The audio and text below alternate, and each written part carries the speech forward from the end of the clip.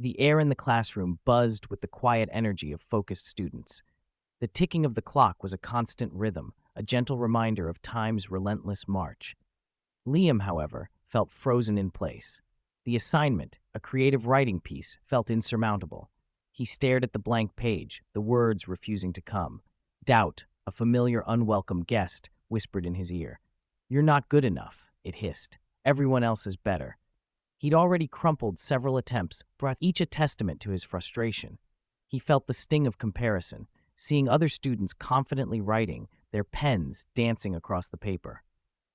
Liam felt invisible, lost in a sea of talent. He started to believe the negative voices in his head. Maybe he just wasn't meant to be creative. Ms. Evans, his English teacher, noticed his distress. Her sharp eyes had seen his struggle, his slumped posture, and the shadow of self-doubt that clung to him like a shroud. She moved quietly, her footsteps barely audible, and placed a hand gently on his shoulder. "Having a tough time, Liam?" she asked, her voice soft and encouraging.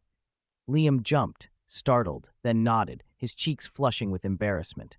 He mumbled something about the assignment being impossible. He felt exposed, his vulnerability laid bare.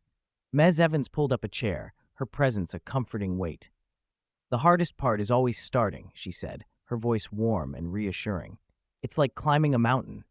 You can't see the top at first, but you start with one step, and then another."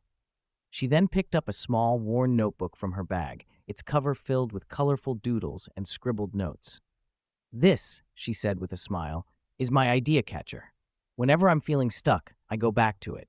It reminds me that all ideas, no matter how small, are valuable." Liam looked at the notebook with fresh interest. It challenged his assumptions that everything needed to be perfect right away. He realized Miss Evans wasn't just speaking, she was showing him that she, too, struggled sometimes. Miss Evans opened the notebook to a random page, revealing a simple sketch of a tree and some handwritten words. "See this tree?